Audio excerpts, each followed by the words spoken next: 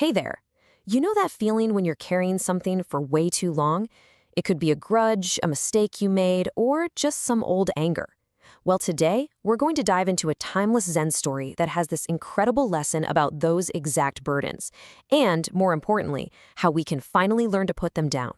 And like all the best stories, this one starts in a time and place a little different from our own. So let's just set the scene. All right, so meet our main characters. Two monks, traveling together. They're about to run into what seems like a pretty small problem, but it's going to turn into a huge test of who they really are.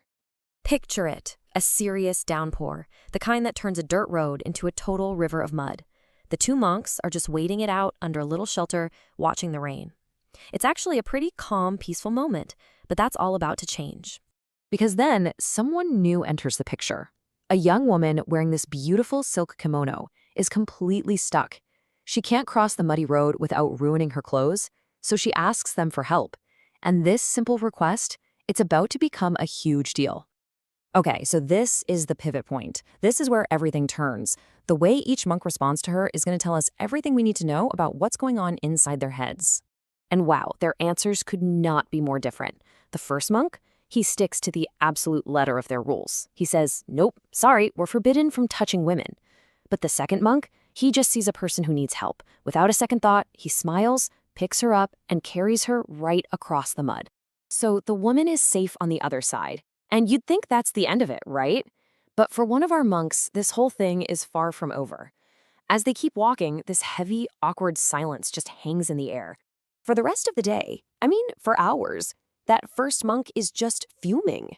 He's not physically carrying the woman anymore, obviously, but he is carrying the event in his mind. He's just replaying it over and over, getting more and more worked up about what his brother did.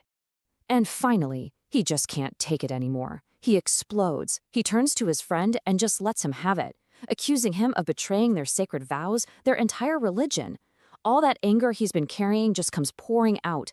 And this is the heart of the entire story.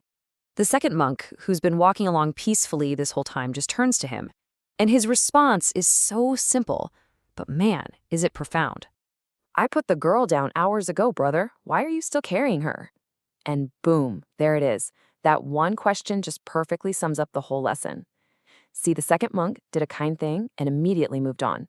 But the first monk, he's still mentally carrying that woman, along with all his anger and his judgment. So, what's the big takeaway for us here? This is more than just a story about two guys on a muddy road. Let's really unpack this parable and see how it fits into our own lives. That woman in the story, she's really just a metaphor for any burden we choose to carry.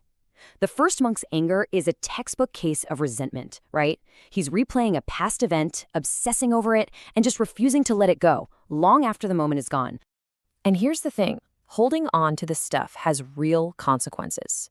That anger, that resentment, it festers. It puts you in a dark mood. It's a heavy weight on your shoulders. And what's worse, by obsessing over these past mistakes or wrongs, you actually make them feel way, way bigger than they ever were. So this brings the question right back to us. The story isn't just about some monks from long ago. It's like a mirror. It's asking us, you and me, to take a hard look at our own lives and ask, what am I still carrying that I should have put down hours or days or even years ago? And what's great is the story gives us a kind of roadmap. Step 1, just identify those old grudges or regrets that are doing nothing for you. Step 2, make a real choice to let go of anything that isn't making you a better, happier person. The goal is to get back to that feeling of calm, like the monks just watching the rain before all the drama started. This is the core message right here. It's a simple but really powerful filter you can run your life through. If something doesn't serve you, if it doesn't make you better, let it go. It's an active decision you have to make for your own peace of mind. So, as we wrap this up, the story leaves us with a very direct, very personal challenge. The second monk put the woman down by the river and walked away free. So, what about you? What burden, what grudge, what old mistake are you finally ready to put down today?